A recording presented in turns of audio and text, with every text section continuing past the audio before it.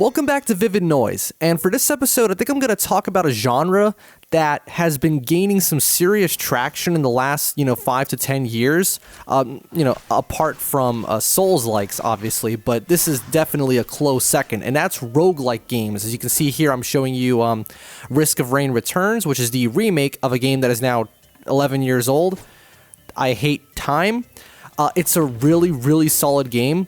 Although I'm going to talk about why I don't necessarily get too involved in the roguelike genre. To give my thoughts on this game in particular, I actually, despite my general opinion of this kind of game, I think it's really enjoyable.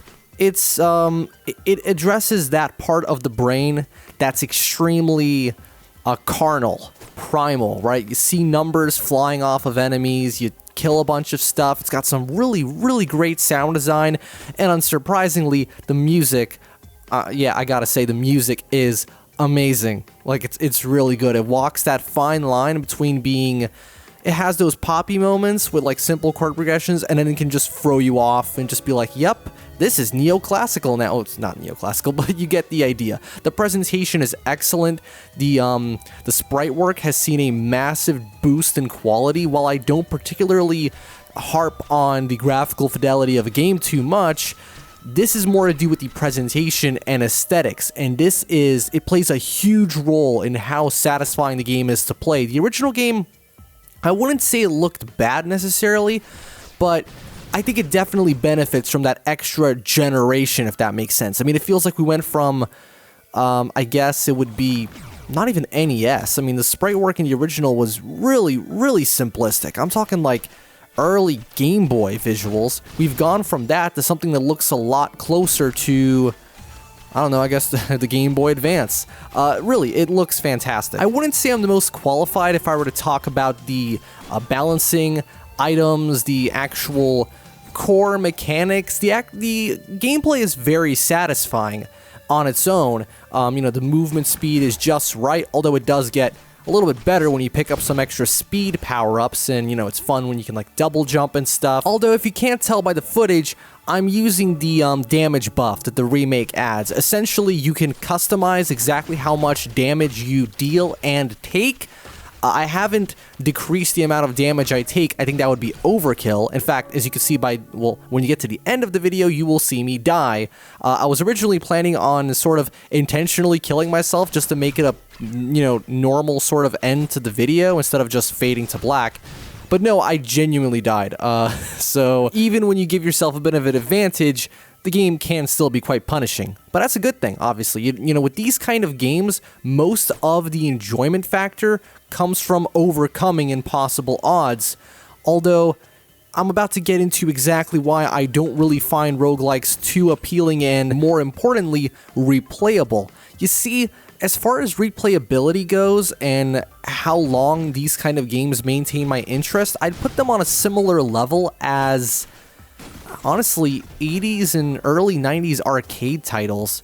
That's not really a dig against the genre itself, and I totally get why you would want to spend thousands of hours on this shit, because it can be addicting, especially considering there's that element of chance. And as we all know by real-life gambling, when there's that element of chance, you want to come back for more because you want to give it that one more try. But the problem is, much like in a classic arcade title where there's no real progress happening, you're just sort of doing a thing, and then you die at some point, then you get to do that thing again. And repetition is the foundation of most roguelikes. You go in, you get some items, maybe they're not so good, and then you die, and you do it again. Maybe you get some better items. There are things that you unlock. Like with this game, you unlock more characters. I'm playing as the Huntress here because she's awesome, but I've also unlocked a bunch of other characters, which I've never touched, to be honest, because their gameplay doesn't really appeal to me that much. But that is definitely a form of progression. But I've never really, this probably comes more from my upbringing, but I don't really find that inherently rewarding, just unlocking stuff to use, but rather unlocking places to be. And in this game, that sort of happens in the sense that the farther you get through the campaign, because this is a finite campaign, I believe. It does not go on forever, and the farther you get through it, the more new locations you visit, the more new enemies you can kill, that sort of stuff, the more of the awesome soundtrack you get to listen to. But maybe this is a very archaic way of thinking, but I would really like it if maybe you had like a level select or something, like a free play mode, where after you've reached that point in the game legitimately through an actual run, you could then go back and just sort of explore, see how long you can survive. You know, come to think of it, there's actually a pseudo endless mode from what I've researched. I haven't reached it myself, obviously, because I don't even know if it's because I'm not good enough, because anyone is good enough to get to the end, because you can customize the game to your liking and make it as ridiculously easy. Like, you could make it so that it's impossible to die, right? So this isn't a matter of skill, it's just a matter of time, and I don't really have that kind of time. But I actually looked it up on a subreddit, obviously, and yeah, apparently there's like this mode where you can, if you get to the end, like the 5th stage, and then you can rotate the portal. I'm not sure, I guess you get a button prompt for that, and then you go back to the first level, and it just keeps going, and you know, the difficulty keeps scaling. That sounds like fun. If I had to narrow down 2 exact reasons why I don't consider this game or a lot of other roguelikes to be super replayable, even though I do enjoy it while it lasts, is, well, there's 2 things. One of them is the fact that this game is it's a sort of 2D platformer with combat mechanics, but the levels are not linear stages like you would in your average platformer, but they're 2D arenas. And while in Risk of Rain 2, for example, or just any arena-based game, I'm like that focuses more on combat, I imagine that would actually be fine. When it comes to 2D, it's just this thing it's very archaic, and it's a generational thing, absolutely. I'm sure that younger people who are more used to these kind of games that are still in 2D don't have a problem with this, but when I see 2D, when I see the 2 dimensions in this way, I think point A to point B. It's strange to me to go left and right rather than just going right. And yes, I know that Metroid exists and such, but this isn't a Metroidvania. I guess what I'm saying is that this game would have appealed to me more if the levels were just these linear platforming challenges with enemies, or like the occasional enemy room, maybe just something more structured. The roguelike genre as a whole is very abstract in a way, where the rules are a lot more free-formed, and that's in no way a bad thing, though. Again, this is just a natural progression of the 2D platformer in this case, just like how maybe, I guess, Enter the Gungeon, I think it was called, just like how that game is sort of this modernization, this update, an evolution to, I guess, the classic Zelda formula in a way, from, you know, A Link to the Past and such. A lot of these games that we're enjoying now, especially indie games, are really just the logical progression and evolution of an older kind of game, and that's actually really cool, and it's something that I don't think the AAA industry will ever do, because they're too busy with taking stuff that already works and just adding more stuff and, you know, making the graphics better and stuff, which in of itself isn't also inherently bad.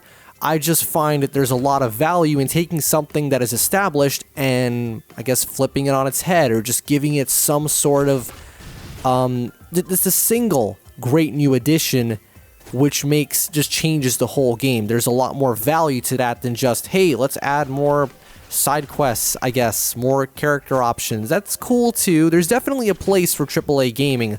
I'm not one of those people who thinks that, oh, indie games are the only real games now and AAA games bad.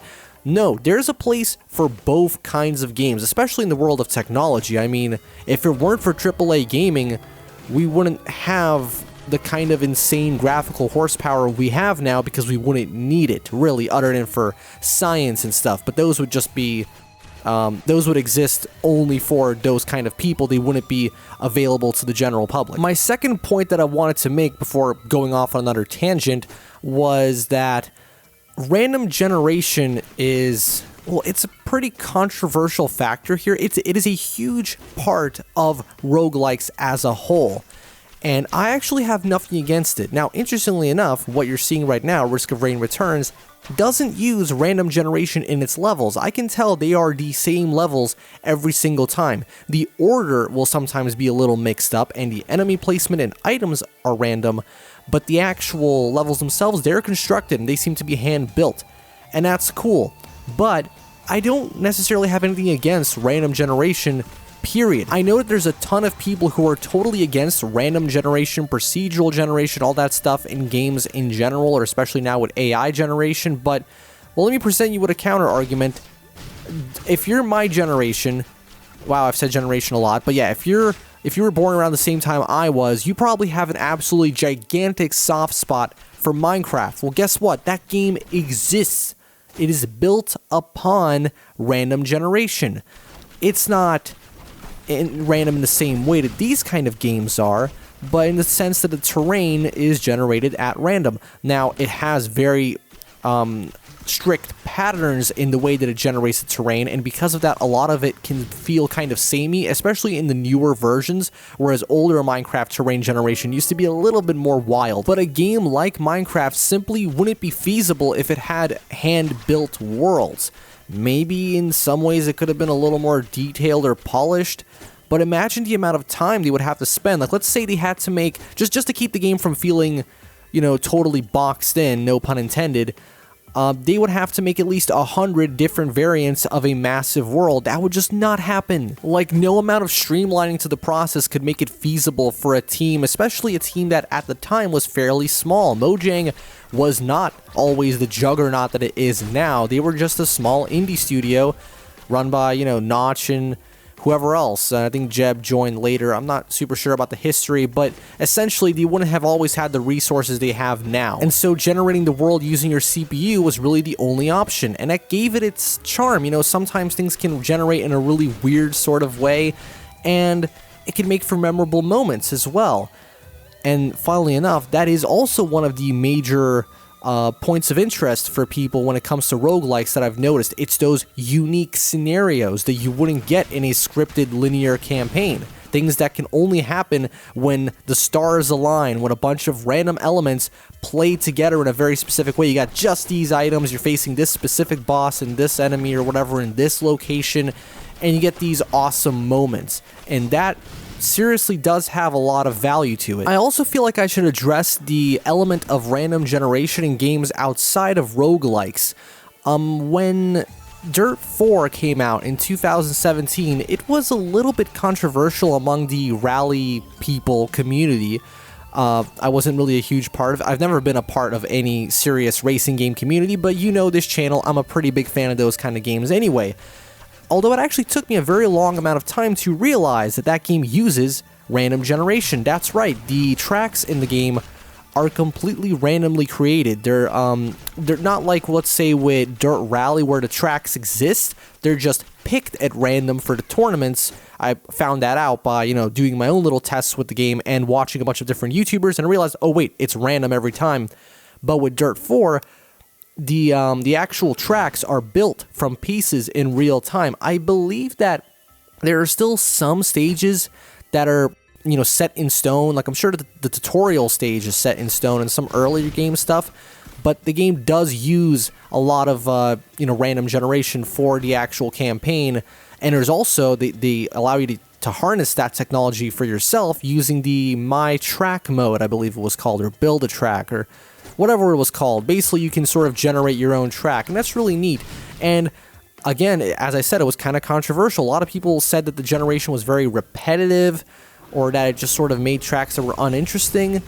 And yes, there is definitely something that can be lost when you rely on those kind of algorithms to create a stage from pre-built pieces, because I've been playing a lot of the older Colin McRae games as of late, rest in peace, and yeah, those kind of moments, there's a lot of really cool things in those stages, like, you know, a certain bridge that goes over this one part, or there's this corner, or whatever.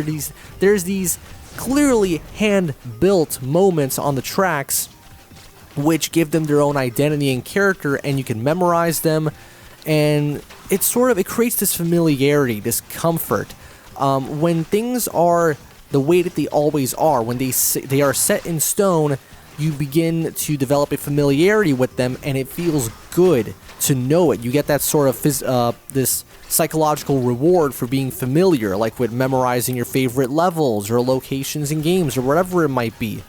And so when you take that away, you gain and lose something. You gain that element of unpredictability, because rally driving, like rally racing games, they have no AI primarily, so really the only challenge is the clock and the track ahead of you. So when the track is constantly changing, you've got, I would almost be pressed to say that you've got infinite content. Not really, because there's only so many combinations, but there's still a lot of combinations. Easily a million, right? If, let's say you've got, like, I don't know, 20 different track pieces in this environment, but you also got a bunch of different environments which have their own track pieces.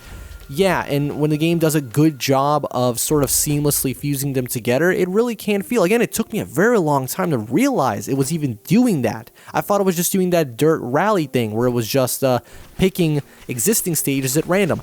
And I believe that Dirt Rally 2.0 also uses a combination of pre-built tracks and procedurally generated tracks, especially for the online stuff, so that it keeps the playing field leveled by presenting everyone with a track that no one's played before, because it literally didn't even exist until the I don't know, the championship or whatever was announced. But as I just said, you also lose that potential for familiarity, as in there's that, as I said, the psychological reward of already knowing what's ahead, and it feels really good. You can obviously replay the track, and I guess it works that way, but when it's gone, it also feels like it loses value, because you know that in a set amount of time, what you've become familiar with will be taken away from you, and that's a good thing from a gameplay standpoint. But games are, like it or not, video games are more than just games. Like, they're more than just the mechanics and the level design or whatever. It's everything that works together and the emotional attachment that we develop. Some of my favorite levels in platformers, for example, they're not even that well designed. I just really like them for weird personal reasons, and I know that you have those as well. That's what makes us people. And my final point when it comes to roguelikes, and why, even if I enjoy them in the moment, I don't go back to them too often, is something that is inherent to the genre, and it will not change, and that's okay, because otherwise the genre would it would transform into something completely different, and not just roguelites, as some people would call them, but it would just need a completely new name, and that is the fact that your progress gets, at least, seemingly wiped. I know that it's not. I just mentioned, well, not just, a couple minutes ago, I talked about how in this game, for example, right here, you get more characters and log entries. In the Binding of Isaac, I think you get new characters as well, all sorts of different rewards. I understand that. But when you get killed and you have to go all the way back, it almost feels like it's all for nothing. You know it's not for nothing. The smart part of your brain, assuming you have one, I hope I do, but that intellectual part of your brain realizes that, yes, I have gained progress. But the monkey part of your brain's like, yeah, but I'm not where I used to be, so I feel like I've lost progress, right?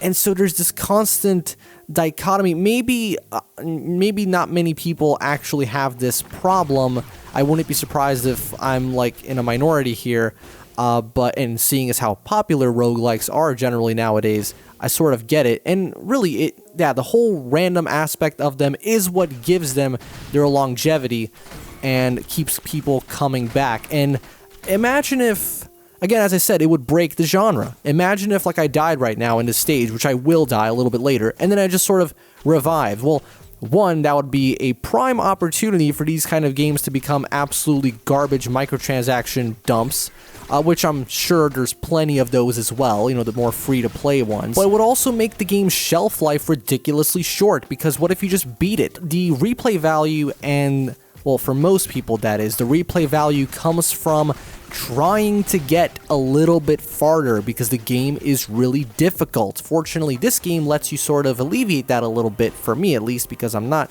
super into these games, so they're a little bit hard for me. But if you're really hardcore about these kind of games, you can make it as hard as you want. You can make it so you take double damage, deal half damage to enemies, give yourself all sorts of handicaps.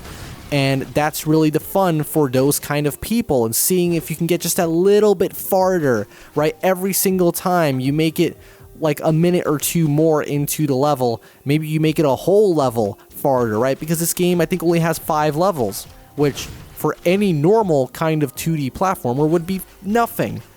But because of the way this game is structured, it actually amounts to a lot of content. If I could just respawn immediately, then I would just beat the game in like an hour, maybe even less than that. I mean, I got through most of the second stage here in this playthrough, and it took me about 20 minutes, as you can see by, how long the video is.